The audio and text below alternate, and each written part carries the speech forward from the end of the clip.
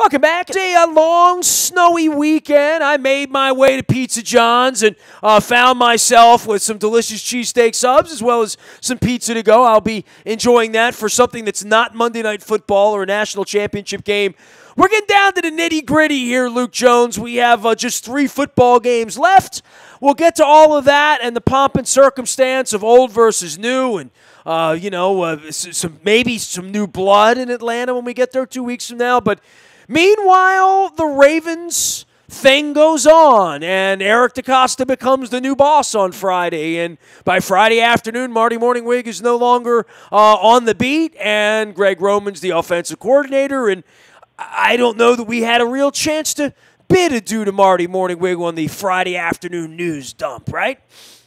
Yeah, I mean, I don't necessarily have a whole lot to say other than I think it became very clear, and it was clear on Friday, and then there were some various national reports over the weekend that it was clear that some other teams had some interest in Greg Roman, and we've talked throughout the second half of the season with Lamar Jackson with this run-heavy, unorthodox offense that was zigging while everyone else zagged. We talked about that over and over and over.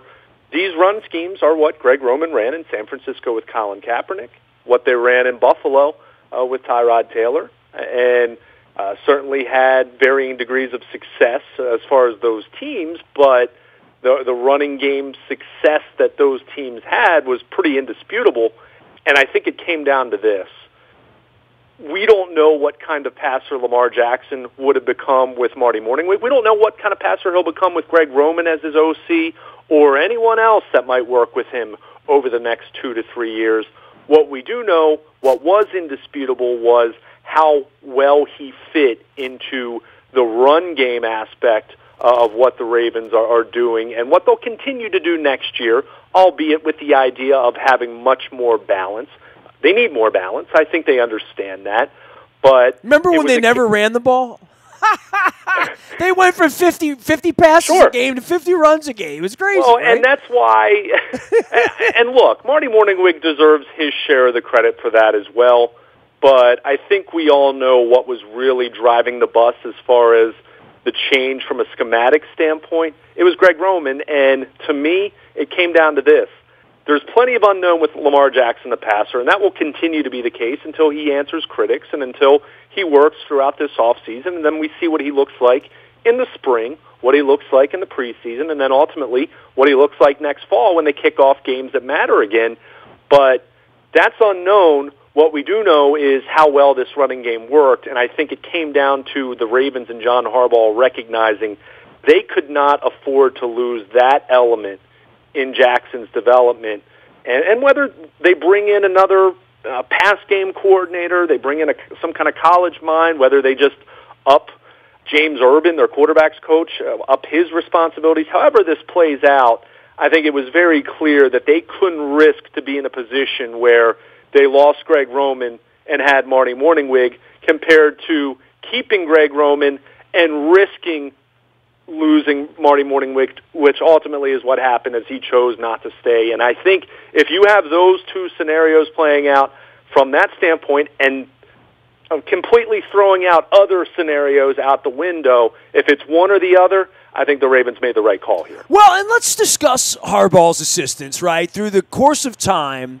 whether it was Marvin Lewis, who looked to be going backwards during the Marcia Broda era, and then, the Tampa thing fell out from under him, and he got a job, and Matt Cavanaugh never got a job off of Billick's staff. And then there was that sort of long procession of the Mike Nolans and the Jack Del Rios, and, and guys that were coming through in different cases with Neuheisel and Fossil trying to resurrect their careers with varying degrees of success. But Harbaugh had this with Pagano and Rex early in his tenure and losing guys that might have been head coaches other places. But lately it's been more of the Mornhinwegs and the Madisons and Dean Pease, guys that really weren't ever on a fast track to be a head coach. That makes life a lot easier after you've had turnover, lots of turnover, and no head coach wants their coordinators going out the back door after learning the system,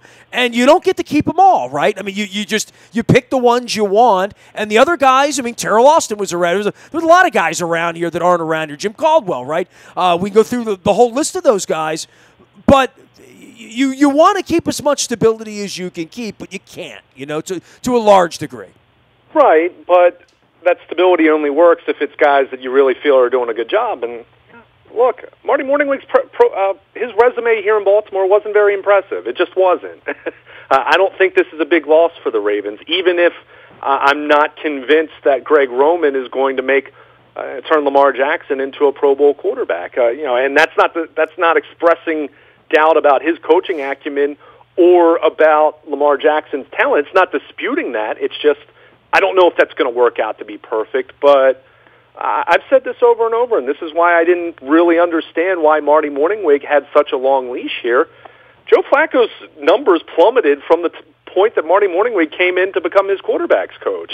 Now, I'm not saying it's all Marty Mornhinweg's fault, and certainly I've talked about the talent, and I've talked about Flacco's injuries, and Flacco himself needing to own his part of what became mediocre play over the last few years. So there are always multiple variables, but I hear what you're saying about the whole stability at the coordinator position, and that's true, but that's only true if you really feel you have someone that's really moving the meter. Well, I guess that's my point is if your guys aren't the next Sean McVay, they are silver-haired, Uncle Dean, Uncle Greg, and there's something safe about that.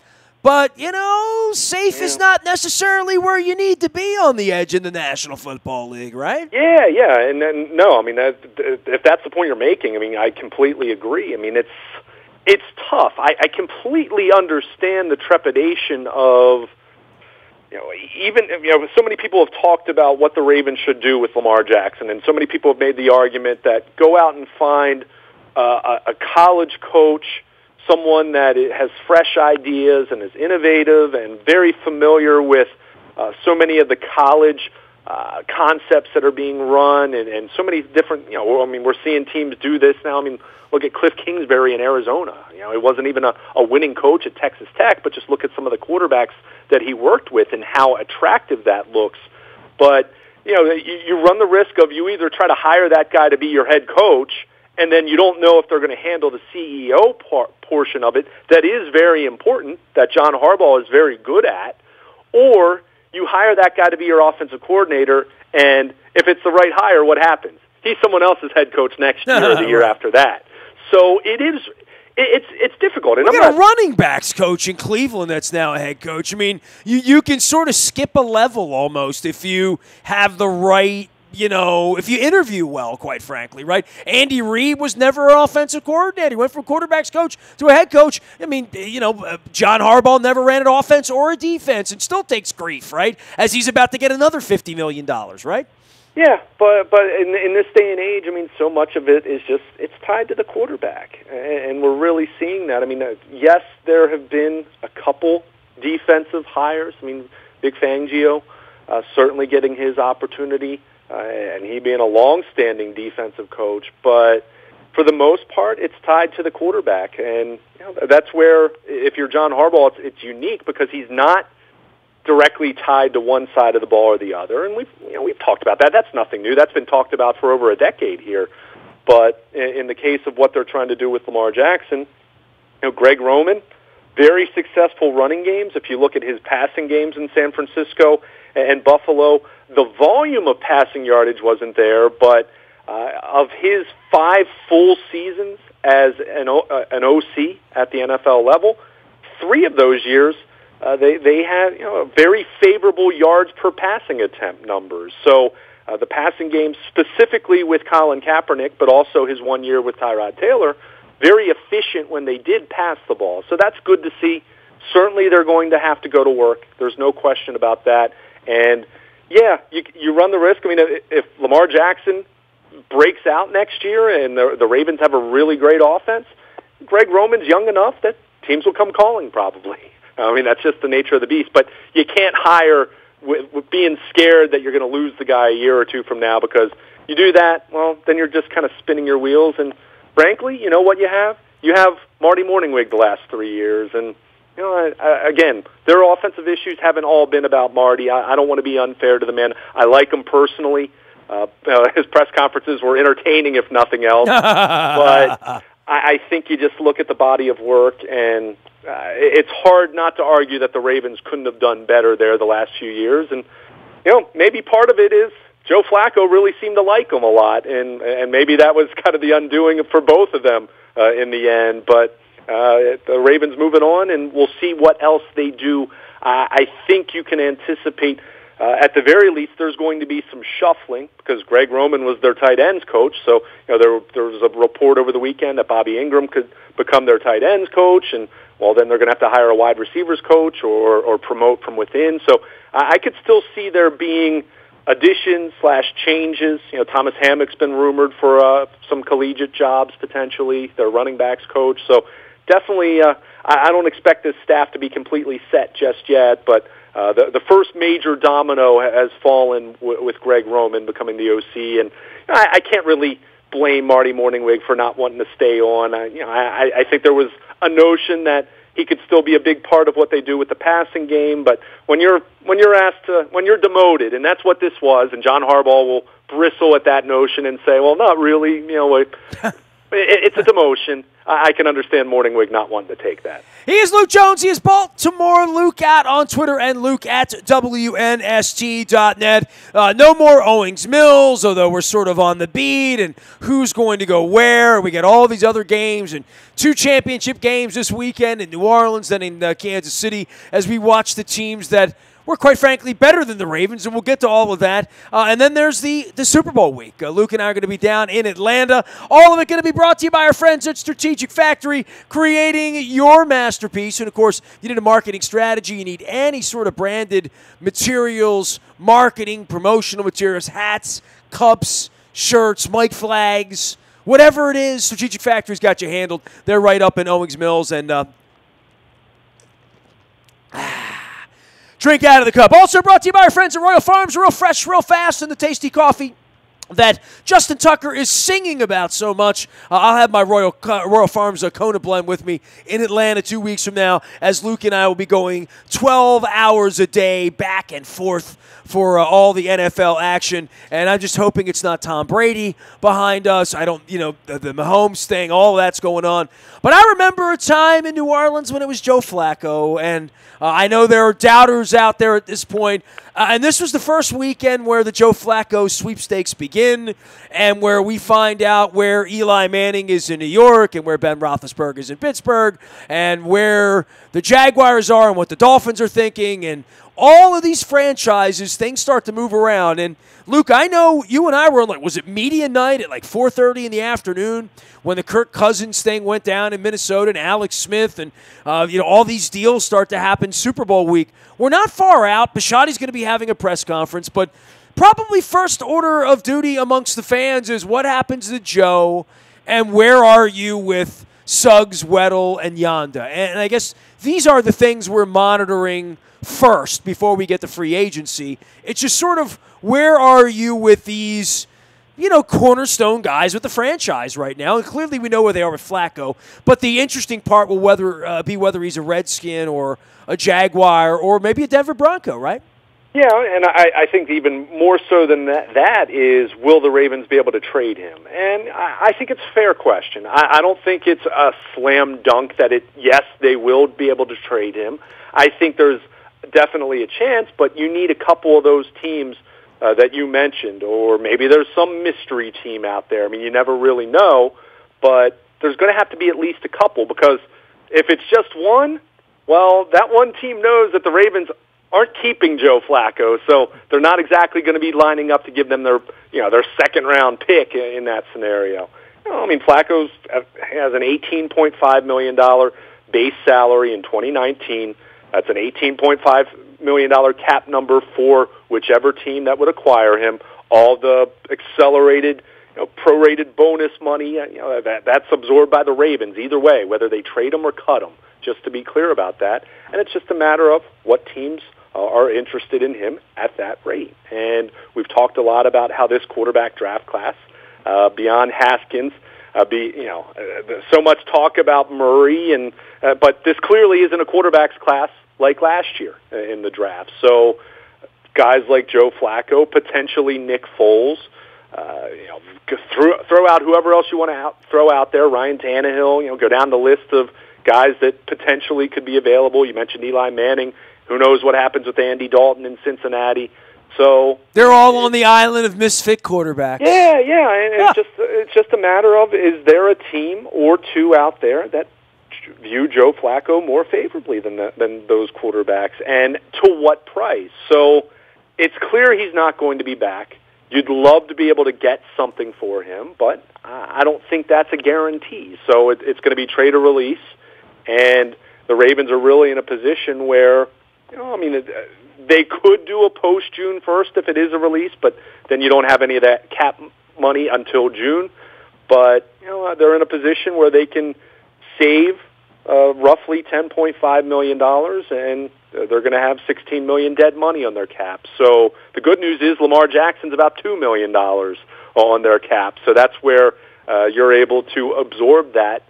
But cheap labor, baby. That's the NFL. Yeah, well, that's why the Ravens really need to take advantage the next couple of years and hope that Lamar Jackson becomes that franchise guy, because the next couple of years are that window where you can really, maybe not as much this year, but certainly 2020 and 2021, you're really going to be able to take advantage of that, hypothetically speaking, with the rest of your roster. But beyond the Flacco question, you get into what does happen with some of these guys, and I think from a cap casualty standpoint, it's really interesting to look at the likes of Eric Weddle, who has a high cap figure, but certainly brings some intangible value that you can't necessarily quantify, but I think became very apparent hearing the likes of Wink Martindale and so many other defensive players talk about what Weddle did for the back end of this defense and really having them in good position.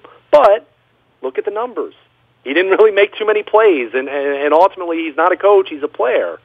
And he's going to be a year older. So what do you do there? What do you do with Jimmy Smith and Brandon Carr? My gut tells me it makes little sense to bring both of them back. Jimmy Smith is certainly the more expensive one. So well, they might have the money to be able to do that. They may consider that a luxury they want in the division, that maybe that's where they want to spend too much, right, with the money they're getting rebated.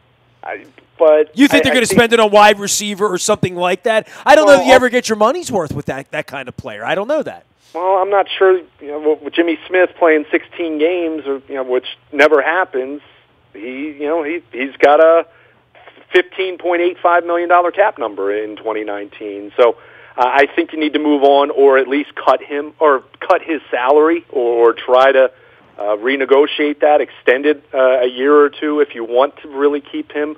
But I think when you have Marlon Humphrey in play, I don't think you really absolutely need both of those guys when you have other positions on the roster that you need to address. So I would expect one of those two guys not to be back at this point when you look at some of their other needs. And you got to figure out, are you going to try to bring back Terrell Suggs? Zadarius Smith, he's the type of player that historically the Ravens have not re-signed. But what else do you have as a pass rusher right now? You have Matt Judon. Well, once the bidding starts on a lot of these guys historically, Ozzie has quacked out, not necessarily, on a, I don't think Ryan Jensen's worth this, or Ricky Wagner's worth that, or what is Kelechi Osemele, or guys like that, or even Pernell McPhee, who they didn't like his physical, they didn't like his knees, and they didn't think he was going to hold up, and it turned out that he didn't hold up. So in certain cases, then I see Corey Graham running around for the Eagles, and I see Timmy Jernigan playing a different position, and so there are players out there. Hell, Albert McClellan was making plays for the Patriots over the weekend. So you see these players that have some sort of Raven pedigree, but then you say, well, what is the number? Where were they in Ozzie's era versus Eric's era? And more than that, they never had space. It was very easy to say, we just can't afford you, Adelis Thomas. We don't have space. And there was always that going on because of Ray and Ogden and after that, Ed Reed and the number, and then Joe after that, that somebody was always, top of class and making a lot of money, usually on the defensive side of the ball. This is a different kind of era where there is more mobility, I think, and more maneuverability in what they could do. Not what they want to do, but what they could do. I think it's a little more flexible than maybe it's been in the past. Yeah, a little bit. I mean, I'll continue to remind everyone that they're still going to be carrying $16 million in dead money on Joe Flacco. I mean, they just are, and plus Lamar Jackson's $2 million, and probably to keep Robert Griffin III, you're going to have to give him more than $1 million. You know, and I think probably would be a good investment to try to keep him around. So will that cost $2 to $3 million? You know, does he get a Matt Schaub kind of contract like Schaub did a few years back? You know, I could see that. So yes, more flexibility, but 2020 is going to be the year when, to me, their cap is really going to look advantageous, and really they're really going to be in a position where they can really do some significant things. They're going to have more this year. I want to be clear about that, but you know, they still have some tough decisions to make. I mean, you know, C.J. Mosley, let's start with that. Yeah, I was just going to say that, but for me, it's just going to be fascinating to see what Eric DeCosta tries to do with this roster this year. Is it a case of trying to keep last year's team a little bit more intact, or do you be a little more dramatic with your changes, understanding that, all right, you do that, you do run the risk of taking a step or two back, not to the point where they're 3-13, but it might be that they're not as talented as they were this year, and maybe 8-8 is where the territory they're in.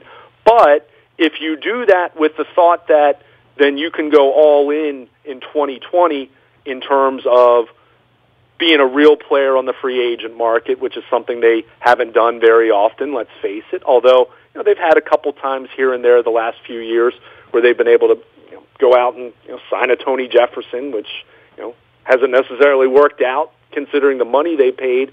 But it'll be interesting if they try to kind of keep this together intact a little bit more, or does Eric DeCosta say, you know what, it's better to get rid of some of these guys a year too early than rather a year too late. And I think that's where you look at an Eric Weddle, you look at Jimmy Smith, you look at Terrell Suggs. C.J. Mosley doesn't fit that description, but are you, as much as you like C.J. Mosley, the player, are you willing to make him a $14, $15 million a year kind of middle linebacker, which is what it might cost to sign him on the open market? I don't know. I like C.J. a lot. I don't know if I'm paying him to be the highest paid middle linebacker in the NFL, because I'm not sure. I don't think he's the same player as Bobby Wagner or Luke Kuechly. I just don't. I think he's the next tier down, but you know how this works. It's cyclical, and Well, you also wonder if he's an emerging player. If the next 3 years you're going to get these incredible, dominant, meaty years out of him for that kind of money, that's really what you're betting on. You're not saying anything about his rookie year or his sophomore year, or the injuries he's played through, or what kind of person he is, because he's a great guy and he's a great leader, and he's more of a quiet leader, but very studious. A guy you want C.J. Mosley on your team, right? You would agree with that. If price isn't the object, sure. You want that guy, you want that human being on your team. Then you have to say, what are we going to get the next 3 or 4 years that's going to look like a $14, $15, $16 million football player, right? Yeah, and that's where I struggle, Nestor. I mean, I just look at where the Ravens, and I go back to where they've been post Super Bowl 47, and Brandon Williams was an overpay. Tony Jefferson was an overpay. I feel like what it's going to take to... Jimmy Smith became an overpay, right? Became an overpay because he couldn't stay on the field. Now that position, cornerback, all things being equal, and let's fast forward 2 years from now, if Marlon Humphrey continues to ascend as he has in his first 2 years, and he becomes a true Pro Bowl corner, which I think he absolutely very well could be in that could be there. He's already kind of on the fringe of that conversation. I'd much rather overpay for an all-pro caliber corner than a Pro Bowl inside linebacker and C.J. Mosley, who isn't dynamic in pass coverage. I think he's a really smart player. I think he's a really good player. But again, I'm not sure I'm overpaying for a middle linebacker in this day and age, unless he is an unbelievable cover guy. So that's where I go back to Eric DeCosta, and I question what is going to be different now with him running the show. Understanding Ozzie Newsome's still going to be in the building, so that's where I kind of question, is it really going to change all that much? But that's where I kind of look at this and I struggle, and I say, 2 years later, I'm not sure you're loving the Brandon Williams contract. 2 years later, I'm not loving the Tony Jefferson contract.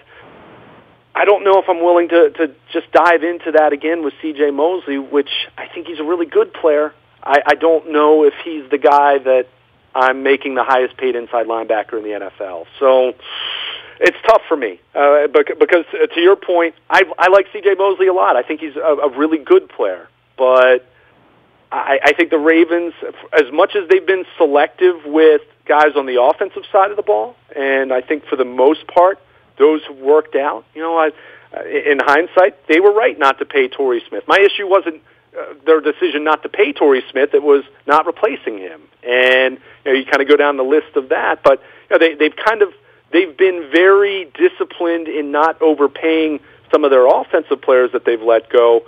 But I think they've overpaid a couple guys on defense at not so premium kind of positions, and I'm just a little leery of that happening again with Mosley. So it's tough because if you say no, then okay, are you fully confident in Patrick Owasso and Kenny Young, and presumably maybe you draft a guy, or maybe you bring in a veteran player, a Darryl Smith kind of a guy at the inside linebacker position. Maybe you do that, but certainly it's a risk. But when building a roster year after year, there's risk and there's difficult decisions you have to make, and some are going to be right, some are going to be wrong, and we're going to see Eric DeCosta get his first crack at it, but certainly going to be an interesting year in that regard because of the free agents that they do have, some of the veteran players that have meant so much to them. But do you look at Terrell Suggs' production post-bye week and say, I don't know. I mean, unless you're talking at a really cheap deal, is that worth the squeeze? Is the juice worth the squeeze there? And just you go down the list, and it's tough because these are some players who've really meant a lot to them over the last few years. At the same time, you can't be too sentimental because they've won one playoff game over the last 6 seasons. So, I think you shouldn't shy away from being bold if that's the route you decide to go. But also understanding the value of these veteran players, there's nothing in line after that that doesn't look like Brandon Williams, quite frankly, right? Or it doesn't look like Brandon Carr or some guy from another team that, Weddle is that. But with Suggs and Yanda, that will be a passing of the torch where I don't know where the next level of that is here, right?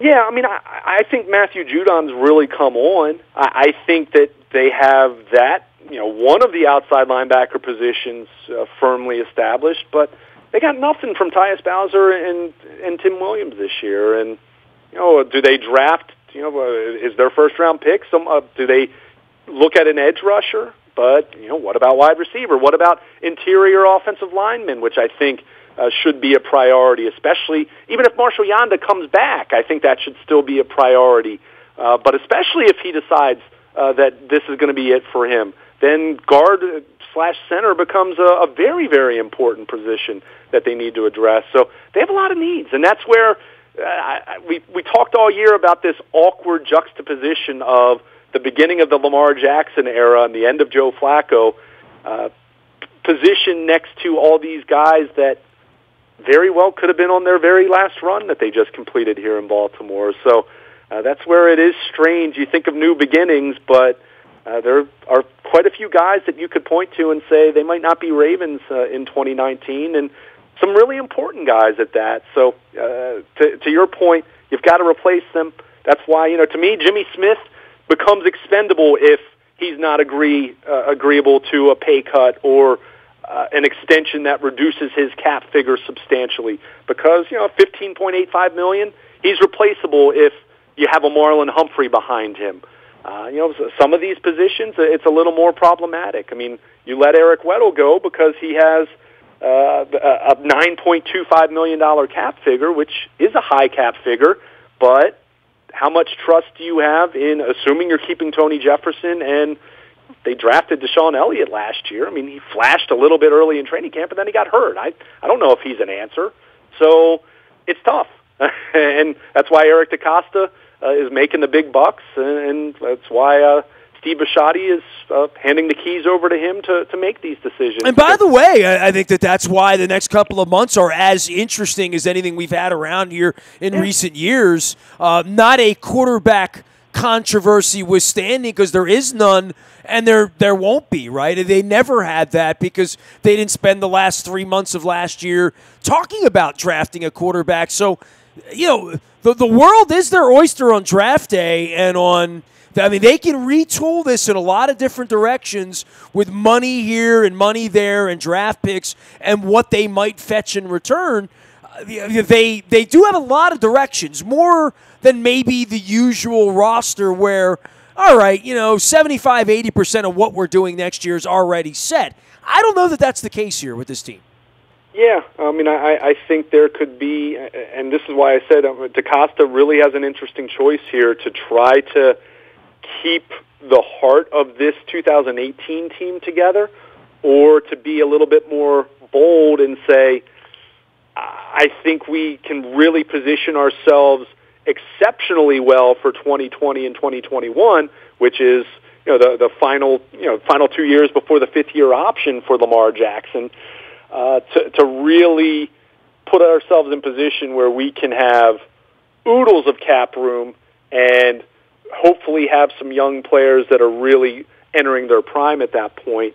And, they can certainly, they should have the cap space to be able to be somewhat of a player in free agency, especially if they try to backload the deal a little bit, which I think they're in a position now that they can do that a little more easily than they have for a long time, because you don't have a high cap figure for a quarterback looming over the next 2 to 3 years.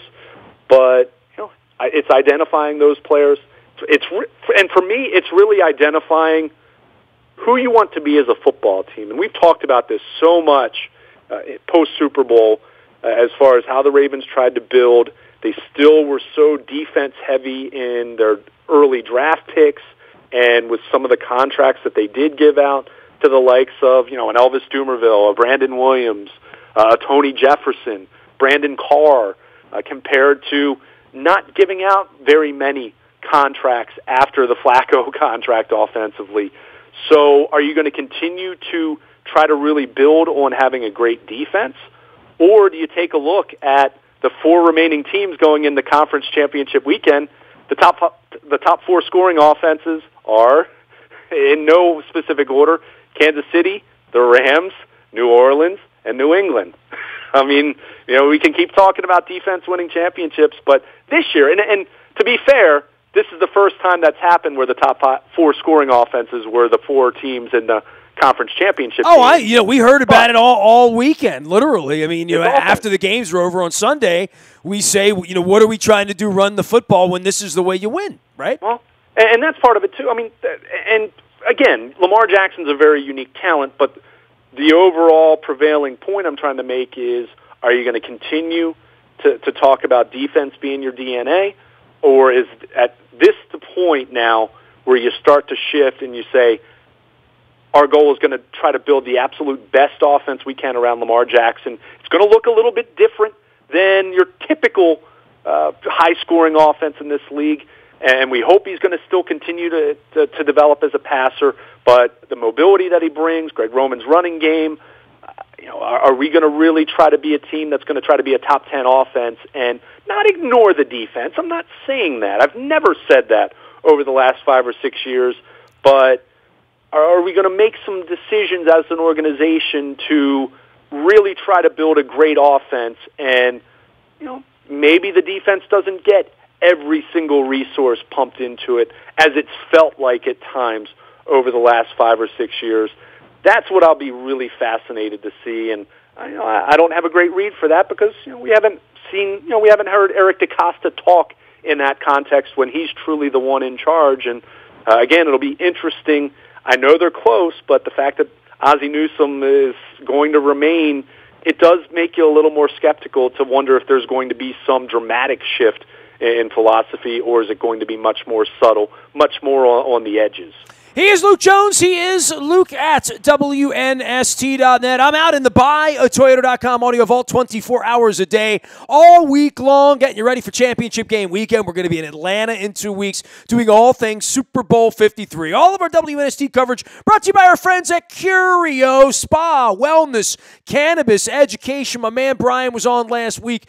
You can check it out in the buyatoyota.com audio vault. The holistic health there. It's right on York Road, just south of Timonium. Check it out at Curio Wellness and learn more about all the education they do out online at CurioWellness.com. Also, our friends at Patrick's in Essex, my old stomping grounds, with the salads, the sandwiches, the pub grub, and the games are always on. Don't forget about the steak dinner and the prime rib. Thursday night, just $11.99. We'll see you in Essex at Patrick's. Also, the Modell Lyric there for you with the rock and roll. Thank goodness John Mellencamp coming back to Baltimore next month. Building me some pink houses on the 20th. Joe Bonamassa as well in March. And Kansas on March the 1st. You can hear my interviews with a couple of those band members out in the buyatoyota.com audio vault as well. Comedy, Jim Gaffigan, George Lopez going on. Britt Floyd bringing the sound of Pink Floyd to town, as well as the Manhattans showing up on February the 15th. I'm hopefully going to be talking to the Manhattans because I want to get the background on Shining Star. Modell Lyric, there's always magic at the Modell Lyric. That Modell Lyric. That's Modell-Lyric.com. Nasty at WNST.net finds me. I am on Facebook and Twitter and LinkedIn and Snapchat and Instagram and streaming live anywhere in the world. We are WNST.net, AM 1570 and WNST, Towson, Baltimore, and we never stop talking Baltimore sports.